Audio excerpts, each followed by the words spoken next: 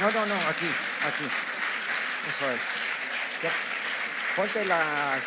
Para oír en inglés, ponte esto de aquí. Okay. Esto de aquí, póntelo. Aquí, eso es. Buenas tardes. Gracias una vez más por venir a esta sesión de Gutun Zuria.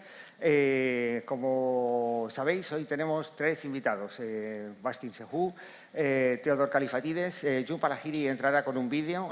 Finalmente iba a hacer una conexión online para estar, digamos, aquí, aunque allá, ¿no?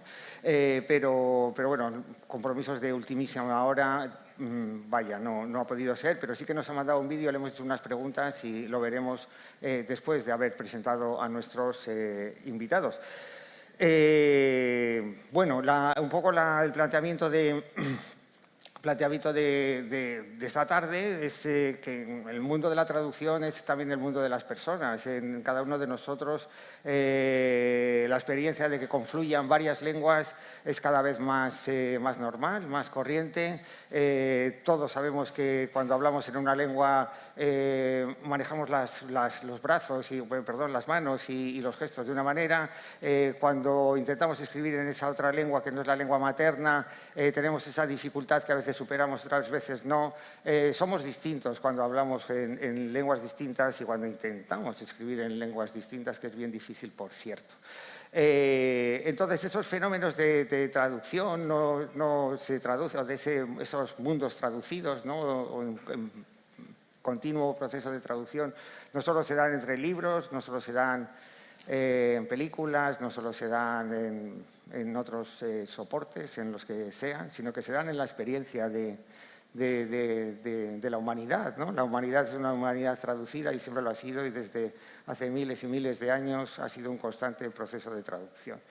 Vamos a montar entonces una especie de pequeño Babel aquí, con su pequeña confusión, con sus distintos acentos, con sus distintas procedencias, con distintas experiencias también.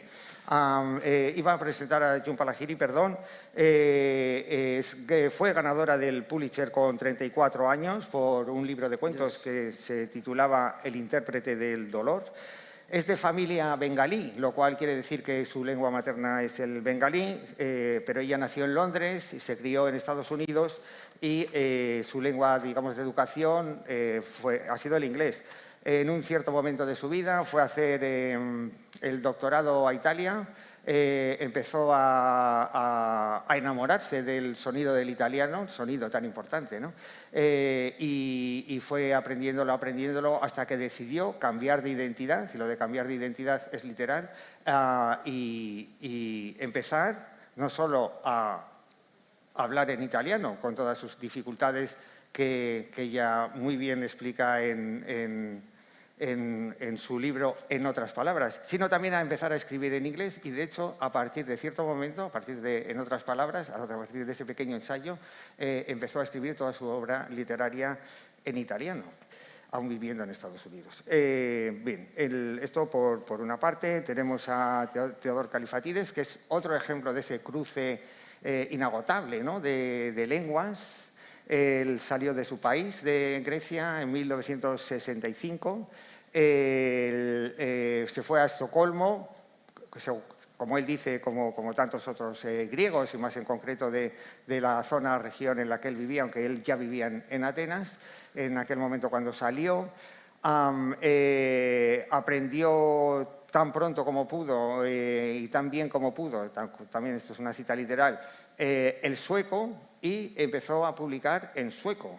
Ha publicado una treintena de libros en sueco, muchos de ellos con enorme éxito, hasta que en un momento determinado entró en esa especie de bloqueo del escritor, no podía seguir escribiendo en sueco. Él pensaba que quizá también era una señal de que quizá ya no escribiría más, hasta que volvió a Grecia, escuchó el sonido de unos niños que estaban representando una tragedia de Esquilo, empezó a fluirle el griego y a partir de ahí empezó a escribir en griego. Tenemos a Baskin Sehu, que es de Tirana, de Albania, que, bueno, debo decir que digamos, las tres personas invitadas son traductores también ellos mismos, ¿no? Traductor de obras de Hannah Arendt, de Bauman, de tantos otros, ¿no? Escribió este precioso libro que se llama Angelos Novus, en el que bueno, cuenta su experiencia en las cárceles albanesas, su amistad con una persona y cómo esa persona, cómo él traduce esa figura de su amigo a partir un poco de la experiencia de Walter Benjamin cuando muere, se suicida por Bow, ¿no? Esa especie de confluencia de vidas que van saliendo. A pesar de, bueno, vive en Barcelona desde 1997, acogido por el Parlamento de Escritores, ¿no? Que yo creo que era la época de las ciudades de refugio. Él, obviamente habla en español, pero sigue escribiendo en su lengua literaria, sigue siendo el albanés, ¿no? Otra especie de juego también de ida y vuelta en el que nos vamos a meter en esta pequeña Babel, como insisto. Bueno, vamos a empezar proyectando el vídeo que nos ha mandado Jun Palahiri. Le hemos hecho 3 preguntas que van encaminadas un poco a eso que decíamos, ¿no? De cuáles eran, no sé si las voy a encontrar, pero bueno, me acuerdo, que cuál era su experiencia de por qué ese cambio, de si ella se sentía un poco diferente, tanto hablando como pensando, como, en fin, ¿no? Como escribiendo en las diferentes lenguas, y había 3 Jun Palahiris, y luego también le preguntábamos un poco por lo que significa para ella la traducción. Básicamente esas son las 3 preguntas. Si ponéis el vídeo, por favor.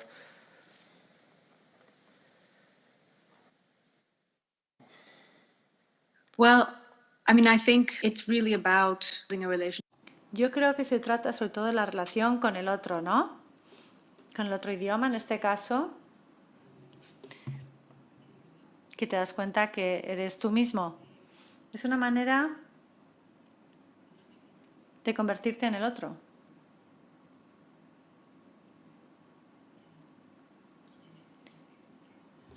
Creo que se puede pensar en ello de una manera como filosófica o existencial, pero tiene mucho que ver con la identidad, en mi caso, y con la construcción de una identidad y crear una nueva identidad.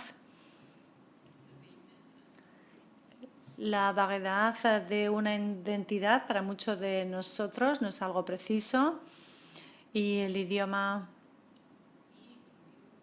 es un vehículo, una manera muy directa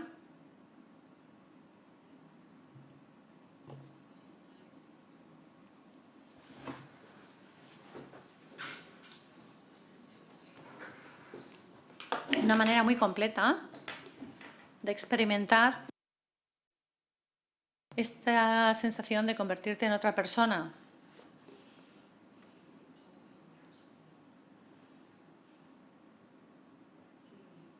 Pero también de profundizar en ti mismo y sentirte más a gusto contigo mismo, que es lo que me ocurre a mí.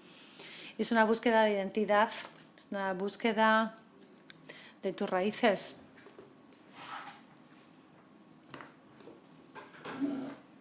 Que paradójicamente es un estado profundo de falta de raíces, de malentendidos y de dificultades.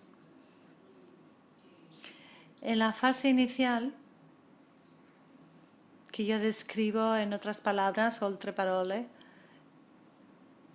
para mí era como realmente un camino muy cuesta arriba al principio, pero ahora parece que ya voy por un camino más llano, pero sigue ahí, el proceso continúa, porque es así la naturaleza de este descubrimiento, ¿no? Porque los idiomas son tan complejos, tan misteriosos, y después de 10 años me he dado cuenta que esto va a seguir siendo así, que si sigo por esta vía, por este camino, realmente nunca vas a llegar a un punto donde esta sensación de dificultad y una cierta frustración a unos ciertos malentendidos no dejan, o sea, nunca van a dejar de formar parte de este camino, ¿no? Y creo que lo interesante es estar un poco ahí, ¿no? En el límite entre estar dentro o fuera de ese nuevo universo. ¿Por qué decides escribir en otro idioma, en italiano? Bueno, creo que fue una reacción escribir en italiano. Hay un ensayo en el nuevo libro que va a salir en breve. Y en ese libro, que lo escribí hace mucho, ahí escribí por qué el italiano. Fue después de otras palabras.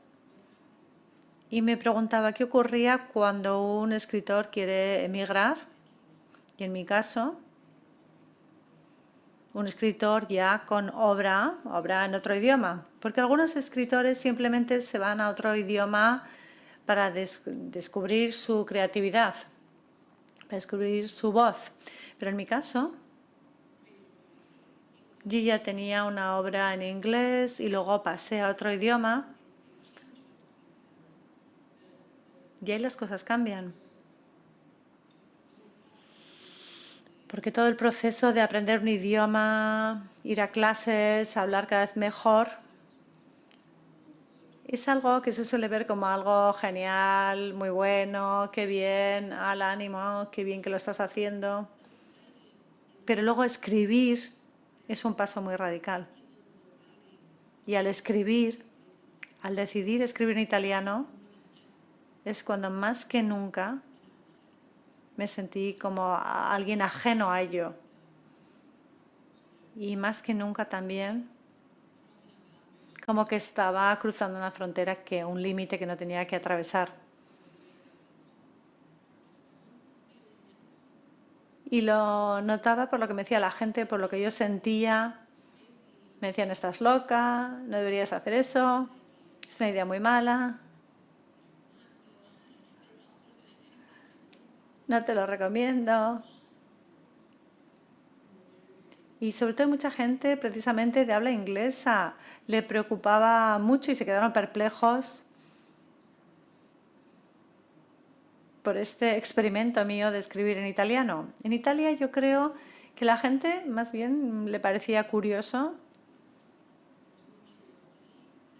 Sobre todo tenían curiosidad más que preocupación, la cual fue importante, muy importante, porque vivía en Italia cuando empezó este experimento. No hubiera podido seguir si no hubiera tenido un cierto respaldo de muchos escritores italianos, de hecho, que luego se convirtieron realmente en personas muy importantes para mi vida literaria en italiano.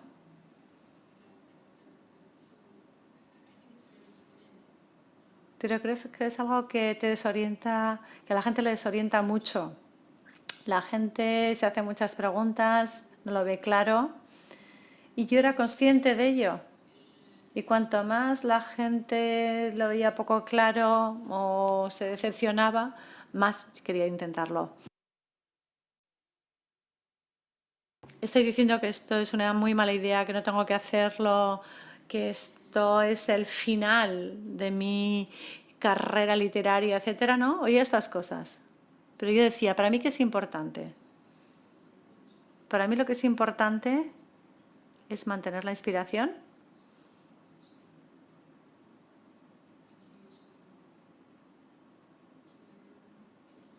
y seguir aprendiendo italiano y convertirlo en parte de mi vida, de mi voz, de mi cerebro, de mi corazón. Y eso ha ocurrido.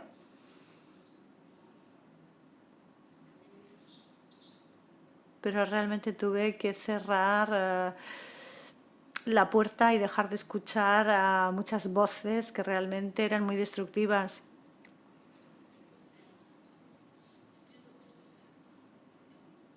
Porque todavía hay gente que piensa que cuando escribo en italiano básicamente estoy traduciendo mis pensamientos en inglés a italiano, que deben ser los pensamientos dominantes y que los traduzco a italiano, y no es así. Y esto nos lleva a estas ideas sobre el sonido en italiano. Tengo que escuchar italiano. Tengo que escuchar el italiano alrededor de mí y ahora lo escucho en mi cabeza y ahora puedo reproducir un texto en italiano. ¿piensas y actúas de manera diferente en bengalí, en inglés o en italiano? Y contesta sí. Es como si fueran tres seres aislados, tres seres distintos, sí. Y tienen diferentes puntos fuertes y débiles. Y también cada uno de estos seres tiene unas coordenadas emocionales distintas. A veces me siento fuerte, débil, de maneras distintas en los distintos idiomas. Y creo que además estos tres seres ahora hablan entre sí, que me gusta.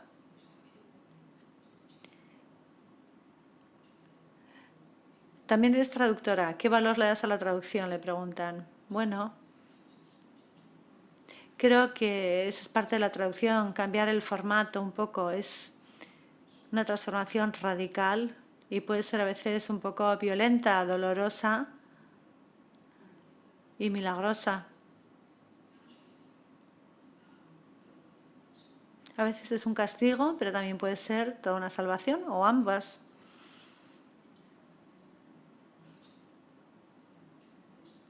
Así que suelo pensar en enseñar traducción y suelo decir que no es encontrar equivalentes o correspondencias.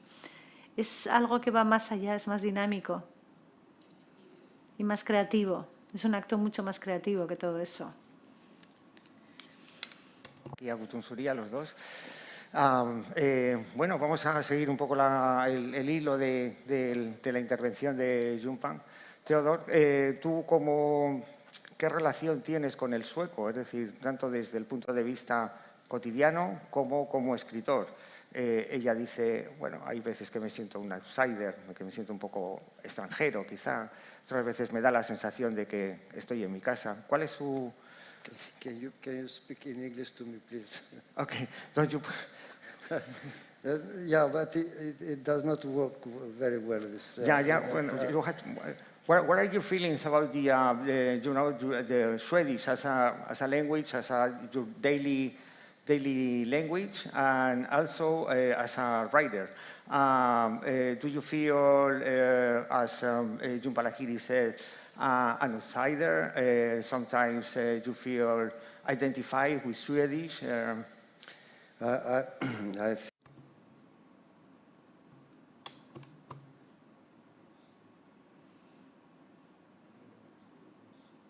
Para empezar, me gustaría decir que he leído 2 obras de la señora Lahiri, la admiro muchísimo.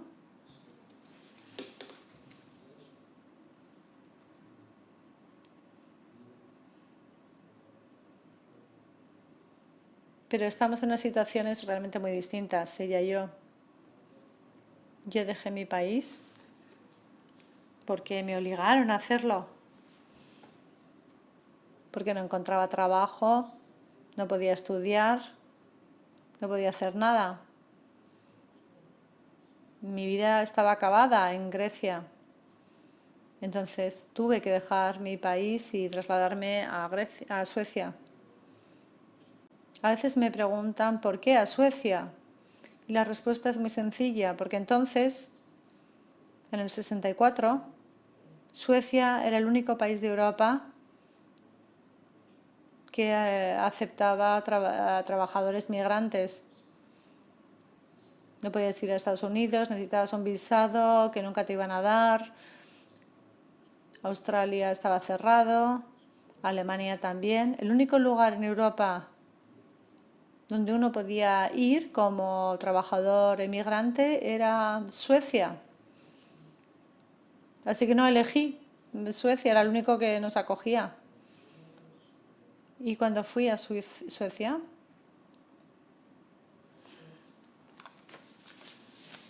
desde el principio me di cuenta que necesitaba el idioma. No era un tema de elegir, necesitaba el idioma para sobrevivir. En la vida de todos los días y también para sobrevivir como ser humano. Yo puedo intentar hablar español hoy con ustedes y quizás me entiendan, me pueda hacer entender. pero probablemente parecería que era un poco tonto y no soy tonto. O sea, el conocimiento del idioma te limita, que lo conozcas o no. Así que decidí inmediatamente que iba a aprender sueco, y no porque lo necesitara para trabajar, fuera cual fuera el trabajo que iba a hacer. De hecho, el trabajo que hacía no era muy complejo. Empecé limpiando patatas y lavando platos.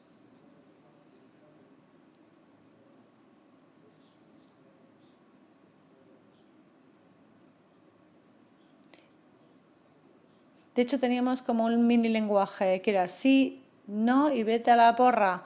Ese era el mini lenguaje. Con esas 3 palabras los inmigrantes griegas vivíamos meses en Suecia. Pero necesitaba el idioma para sobrevivir como ser humano.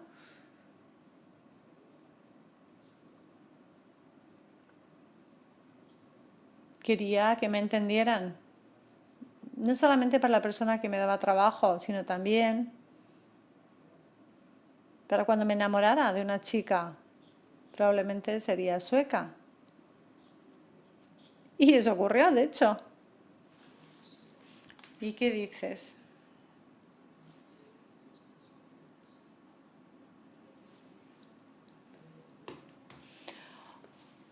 Tienes que ser capaz de hablar sueco para expresar tus sentimientos, para rezar a tu Dios, ¿no?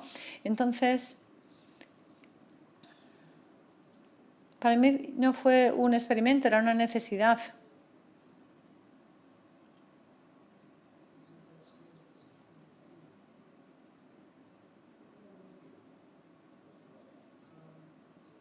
Yo, en mi corazón realmente hay un idioma. Mi corazón es el griego.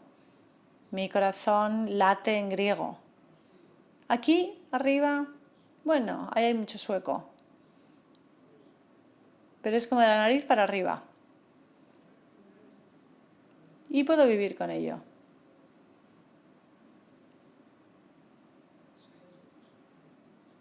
Pero el cambio de personalidad no se produce. Tú cambias algunas maneras de pensar, pero no de personalidad. Y esto para mí también fue muy importante. Dime cuando he hablado demasiado, ¿eh? Me cortas cuando quieras. Tú dímelo, ¿eh?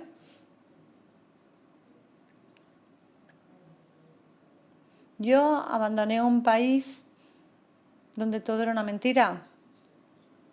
El propio idioma era una mentira. Hablaban de democracia y querían decir dictadura, decían libertad y querían decir esclavitud. Decían no, ne, y querían decir sí. Decían sí, querían decir no. Así que para percibir la realidad griega, a través de este idioma ya forzado era imposible.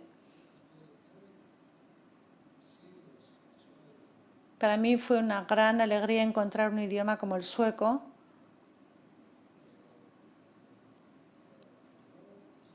donde un no es un no y un sí es un sí.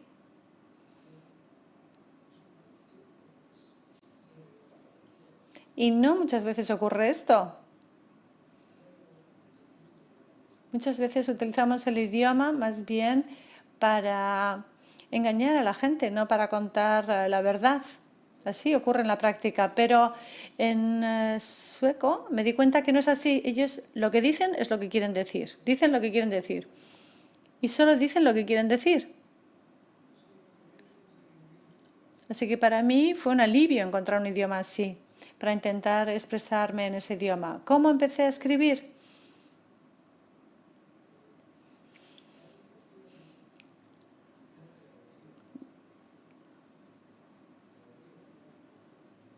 Para mí la idea de escribir no era una novedad. Write my name. Escribía desde que supe escribir mi nombre. ¿Cuándo escribes? Bueno, pues desde que puedes escribir tu nombre ya y a partir de ahí eres un escritor, ¿no? Ahí tú haces una declaración, yo soy Califátides. aunque tengas 5 años. Así que para mí el problema era si era capaz de escribir en sueco. Y realmente no trabajé yo para conseguirlo, sino que dejé que ello trabajara por mí. Yo miraba al cielo, a la gente, al mar y dejaba que las palabras fueran entrando en mi corazón. Porque yo no creo tanto en aprender a través del cerebro. Yo creo que se aprende mucho mejor cuando se hace a través de todo tu cuerpo, cuando te entra por todo el cuerpo. Dejas que los escaparates de las tiendas te enseñen el idioma. La voz te enseña el idioma. Los ojos que te miran, eso te enseña el idioma. Sientes el idioma. Para mí eso era mucho más importante que aprender el significado exacto de una palabra. Y de la misma manera podía leer. Intentaba leer cosas difíciles en sueco, con un diccionario, por supuesto, pero sobre todo porque quería escuchar un poco el alma de ese idioma. Y de repente llegó a mi cerebro. De repente tenía versos en sueco en mi cabeza. Y me empecé a sentar y a escribirlos. Se lo mandé a una editorial grande de Suecia con errores ortográficos. Les dije mi nombre y 3 días después me mandaron una carta diciendo: jovencito, venga por aquí que vamos a firmar un contrato. Así es como empecé a escribir en sueco. Nunca pensé que fuera un proceso complicado, sino que fue algo que necesitaba. No fue un proceso intelectual, fue básicamente algo como corporal.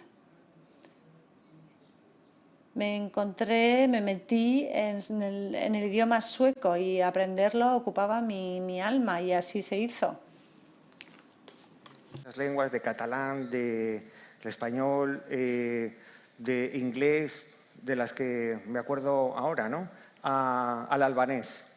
Quiero decir que por ti, por tu cabeza, sí que fluyen muchas palabras distintas y con parecidos significados. Sin embargo, tú te has mantenido fiel al albanés como lengua literaria, después de estar bastante tiempo fuera, ¿no? Más de 2 décadas fuera, después de haber también tenido una durísima experiencia, ¿no? Vital ahí en encarcelamientos, etcétera, en Albania, que a lo mejor te mantiene un poco distanciado emocionalmente. ¿Por qué sigues manteniéndote en esa casa tuya albanesa y...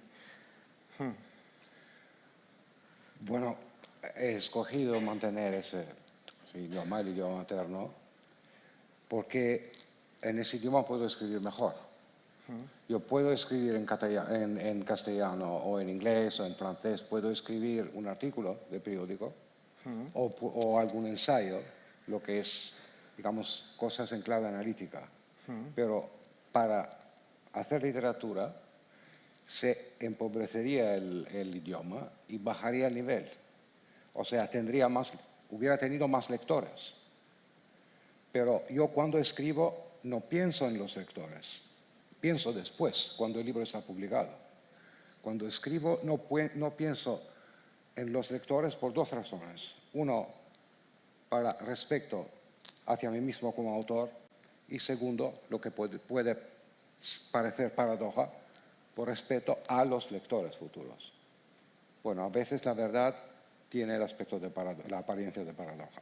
Bueno, déjame explicar.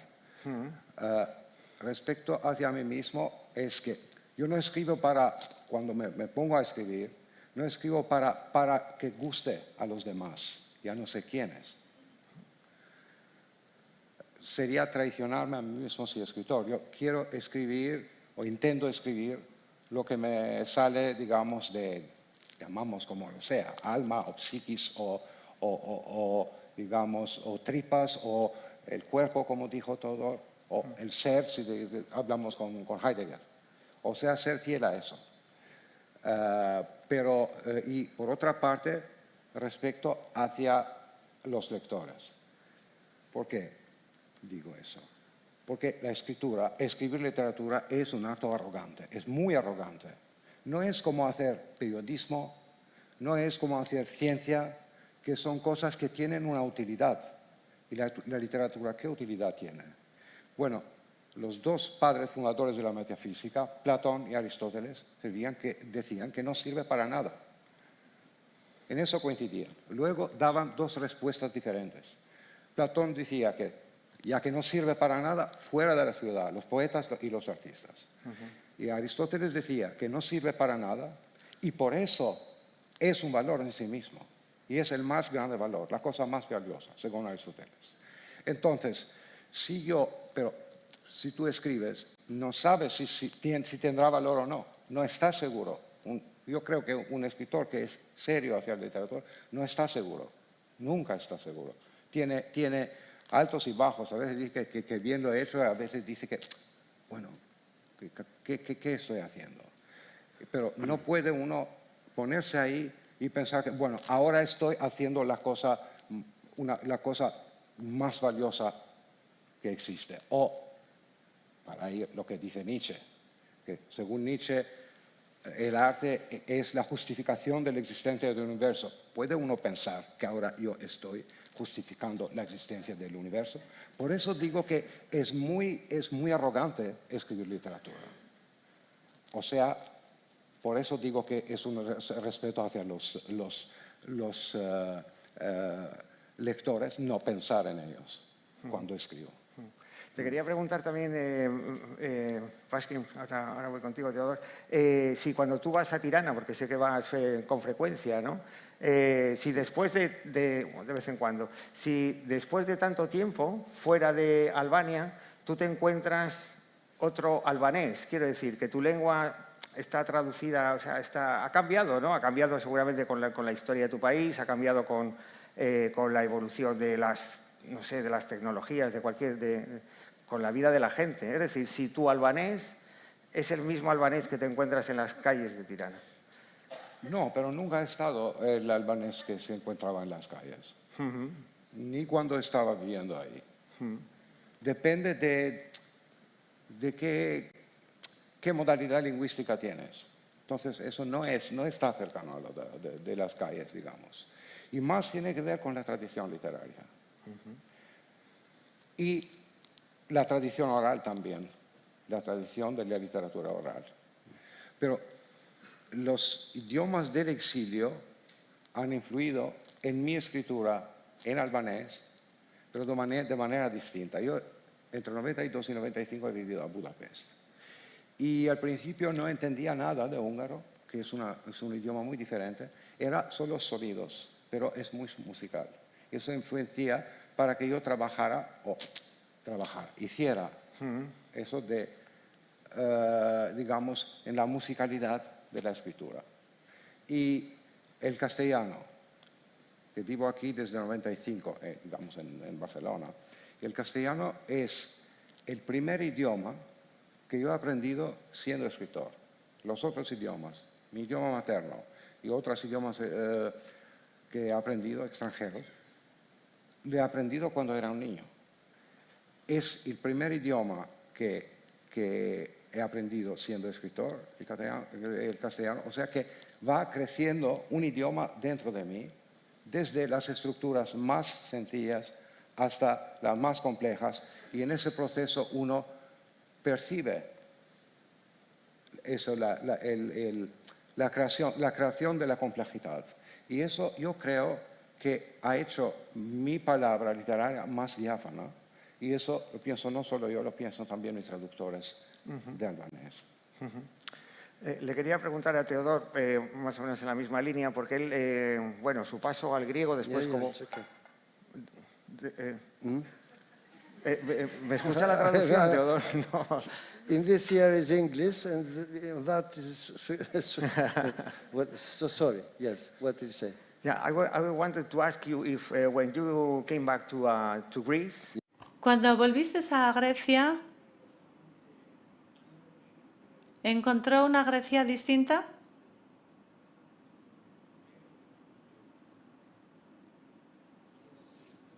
¿Y el idioma era distinto? and I Sí, yo era distinto y el país también era distinto. Porque después de vivir muchos años en Suecia, eso te cambia. No esencialmente, no te conviertes en otra persona, pero adquieres otras costumbres. Por ejemplo,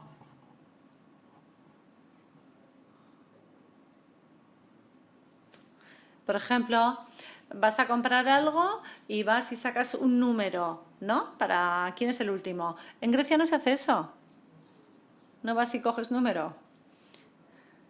Es una táctica, ¿no? No es un cambio de esencia. El país era distinto y yo era distinto. Yo salí de una ciudad de unas 300.000 personas que ahora volví y me encontré con una Atenas donde vivían 5 millones de personas. Ya no se puede salir a dar un paseo. Cuando éramos jóvenes, la principal diversión era ir a dar un paseo largo, que duraban horas agarraditos de la mano. Esa es la única diversión que teníamos. Y ahora uno no puede ni caminar. Porque hay tanta gente en todas partes. Y a la vez,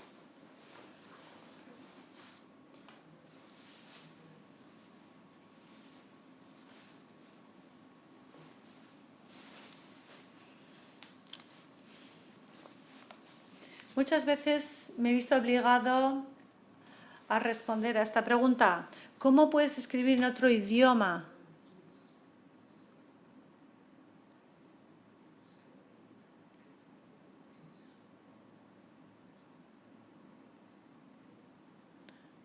Incluso a veces me han dicho que no es fácil escribir en otro idioma, solo lo hace gente muy rara.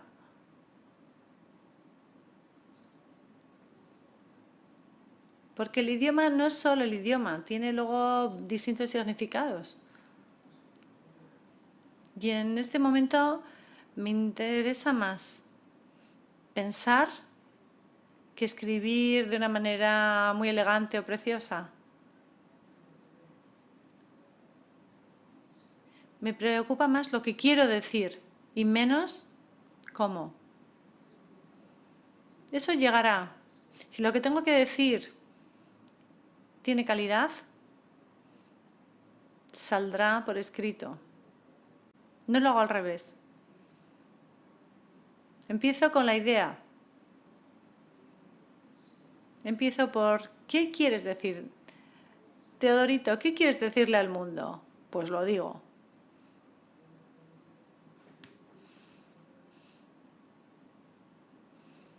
Y de esta manera escribo. No lo puedo hacerlo de otra manera.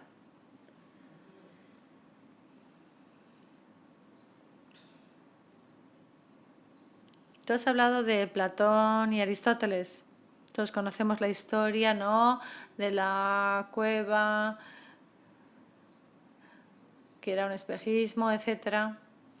Bueno, todos nuestros idiomas son como una especie de traducción del mundo, o más bien de lo que tenemos aquí, lo que vemos aquí en nuestra cabeza y lo convertimos luego en un idioma. Y desde este punto de vista soy platónico. Intento ver qué hay en mi cabeza y luego convertirlo en palabras. Y también tiene que ver con mis orígenes en Grecia de una manera muy importante. Todos, queramos o no, heredamos valores estilísticos.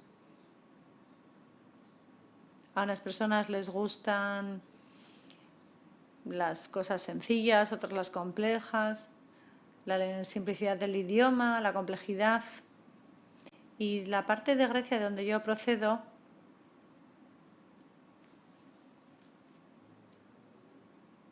es laconía. Es el origen, de hecho, de hablar lacónico, de manera lacónica. Y os voy a contar una anécdota, si puedo. ¿Tengo tiempo?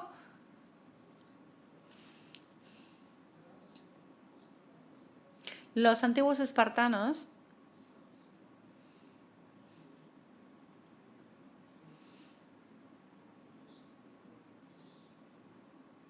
intentaron establecer un acuerdo de paz y hablaron desde la mañana y tenían que acabar para el final del día. Y les preguntaron estos otros a los espartanos, ¿ustedes qué piensan? Y los más antiguos, mayores, como antes se hacía, lo que ustedes han dicho esta mañana no lo hemos entendido y nos lo hemos olvidado ya. Lo que has dicho a mediodía lo hemos entendido un poco, pero ya lo hemos olvidado. Lo que has dicho ahora mismo lo hemos entendido, lo recordamos y no estamos de acuerdo. Esta era una respuesta a todo un día de conversaciones y me encanta eso.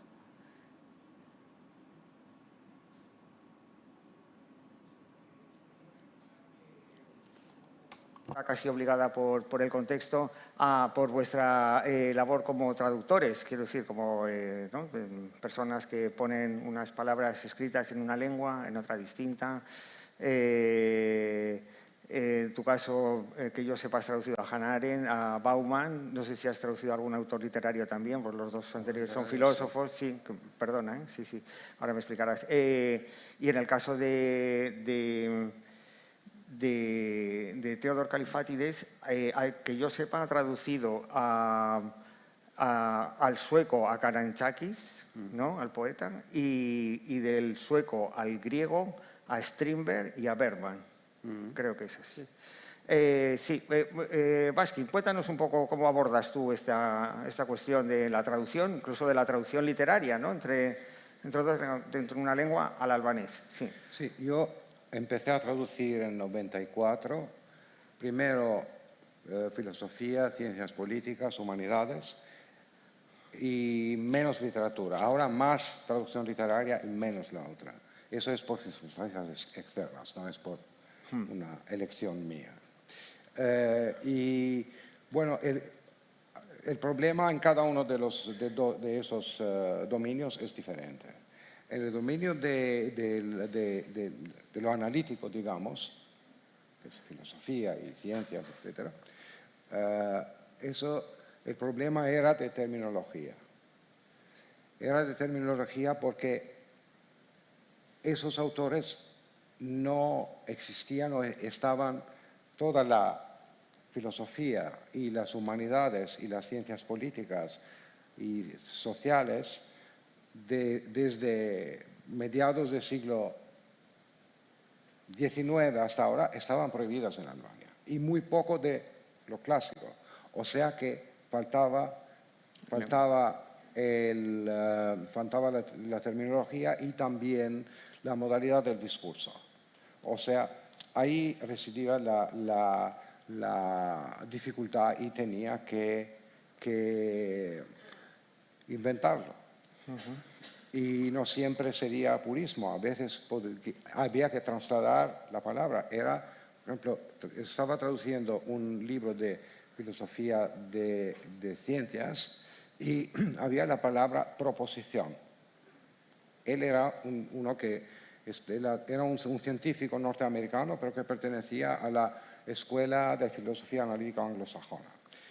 Y no encontraba, pregunté a un profesor de filosofía en Albania que había estudiado en Sorbonne y que enseñaba en Sorbonne. No me satisfajo. Luego un amigo que era traductor del segundo Quijote en albanés y también conoce muchos idiomas y la persona más erudita que jamás conocido, que conocía la filosofía muy bien, él dice, pone proposición, o sea, solo cambiando fonéticamente. Así era, pero a veces era difícil. También la palabra concepción era difícil de encontrar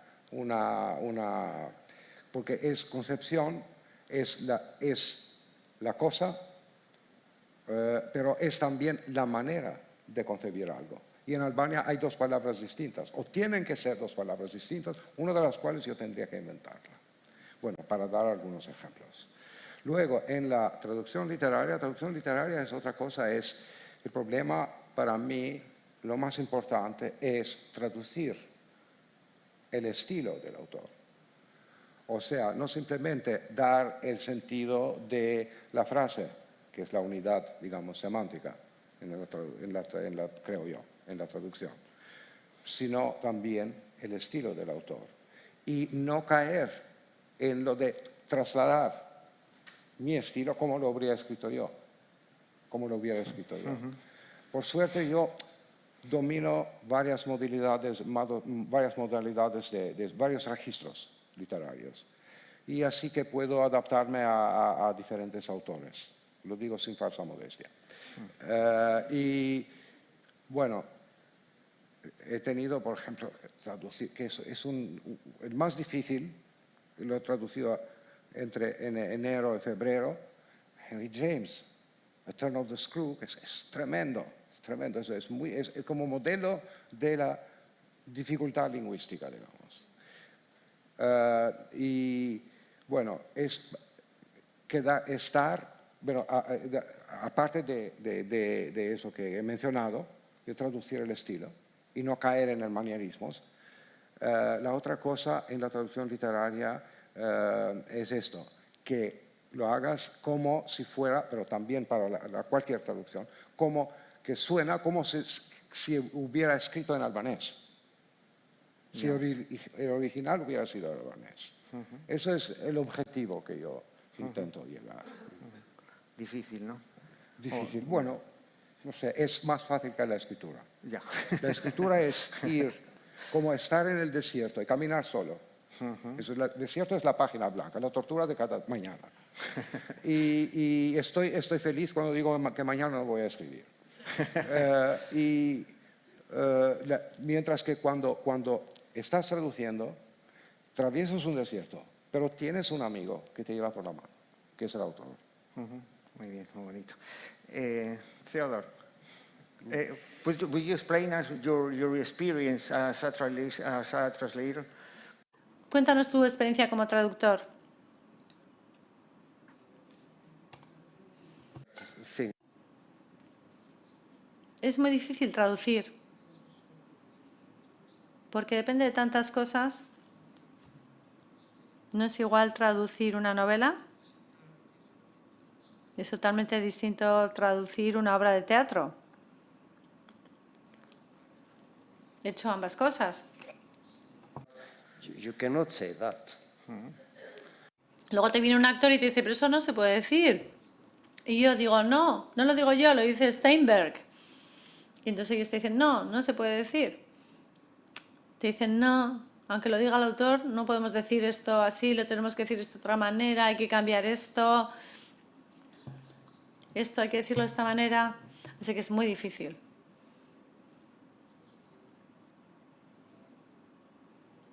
No traduces solo a un escritor, traduces algo que 10 personas, por ejemplo, se tienen que poner de acuerdo para sacar algo de ello. Cuando yo me traduzco a mí mismo de griego a sueco o viceversa, entonces me puedo tomar todas las libertades del mundo. Pero claro, conozco al escritor y no me importa, en ese caso. Y lo digo porque es imposible hacer una traducción fidedigna, realmente auténtica, porque como tú dices, está el estilo. Siempre va a haber alguien que te va a decir, eso no lo decimos en griego, no se dice así en griego. Yo he traducido a Bergman, él utilizaba metáforas muy potentes. El cielo tenía dientes, por ejemplo, y cuando yo lo traducía así, el cielo tenía dientes. Uno de los principales críticos de Grecia me dijo, mátalo, porque dijo, ¿el cielo tiene dientes? ¿Eso lo ha dicho Bergman? Sí, lo ha dicho Bergman. Es muy difícil. Y yo admiro a cualquier buen traductor de este mundo, porque es muy, muy difícil. Es una cosa muy, muy difícil hacerla bien.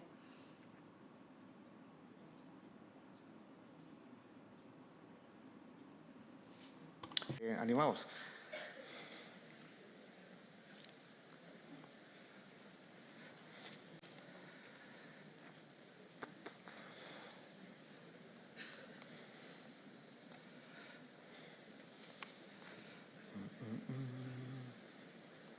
Es que no hay ninguna.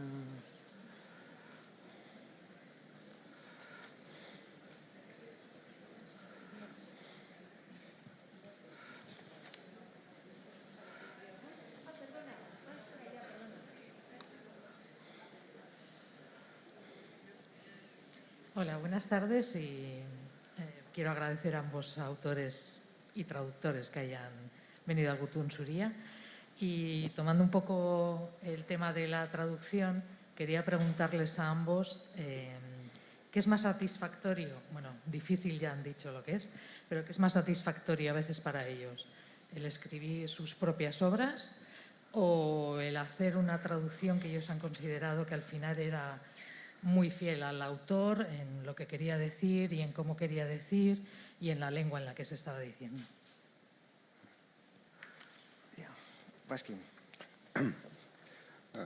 Decía que la escritura es más difícil, necesita más esfuerzo y por eso durante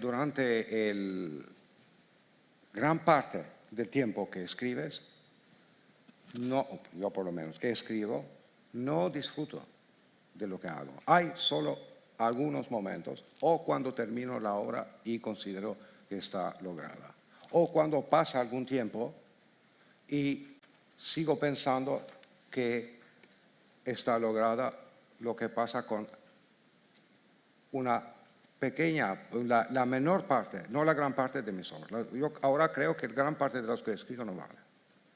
Pero cuando pasa un tiempo y sigo pensando que está bien hecha, entonces sí que disfruto. Mientras que durante la traducción disfruto todo el tiempo si es un libro muy bueno. Por ejemplo, lo que más he disfrutado es 2666 de Roberto Bolaño, que cuando lo terminé pensé que si no hubiera tenido, también lo pensé al leerlo y lo pensé otra vez cuando terminé, cuando estaba llegando al fin, que ¿por qué no tiene? Ojalá tuviera unos centenares de páginas más. Pero tanto me ha gustado ese libro, tanto he disfrutado en traducirlo. Por otra parte, en la escritura me ha ocurrido, con las obras que he escrito, precisamente con Angelus Novus, algo que yo creo que podría ser entre las más grandes satisfacciones que puede tener un autor. El libro está dedicado a un joven que se suicidó en la cárcel de Burrell, donde yo he estado después. No he conocido, pero he oído sobre él. Y él se ahorcó y tenía 29 años. Allí en la cárcel murió, se ahorcó.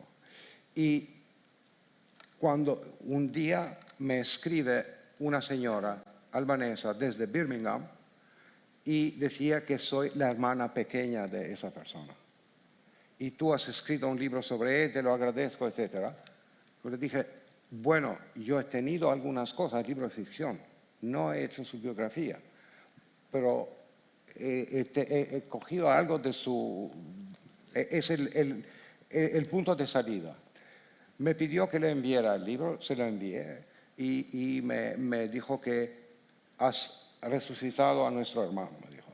Bueno, esa satisfacción no creo que lo podría con la traducción.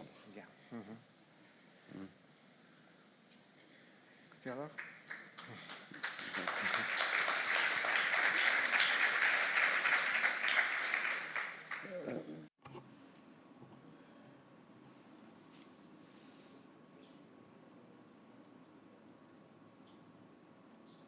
Si prefiero escribir o traducir, ¿no?, los libros de otros. Es una muy buena pregunta. Pero para mí ya es un poco tarde hacerme esta pregunta. Ya he escrito 40 novelas. Lo siento. Si tengo algo que escribir, prefiero traducirlo. Traducir lo puedo hacer mientras siga vivo y mi cerebro me acompañe. Pero prefiero lo que yo escribo, por supuesto.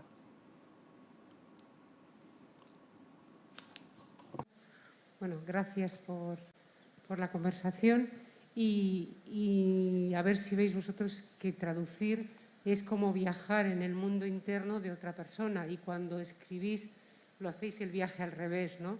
Es viajar desde vuestro mundo hacia el otro, ¿no? Yeah. Vasquín, por favor. Bueno, yo diría que en ese caso también el viaje hacia el otro es el viaje hacia... Que el otro, en cierta manera, en cierto sentido, te responde. O, bueno, tienes la ilusión que te responde, digamos.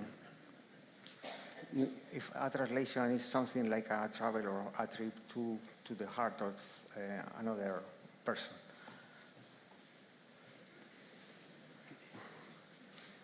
Well, you never know the heart of the writer. What you know is what he's writing.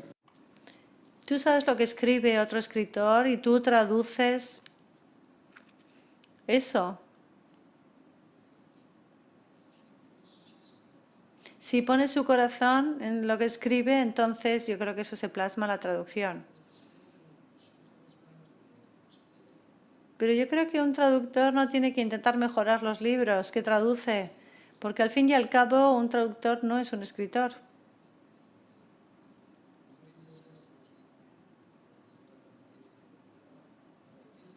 No diciendo, y no quiero decir con esto que uno sea más difícil escribir o traducir, pero hay unas responsabilidades y tú no puedes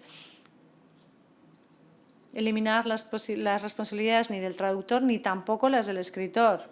Cada uno tiene las suyas. Y un aplauso para los dos, por favor.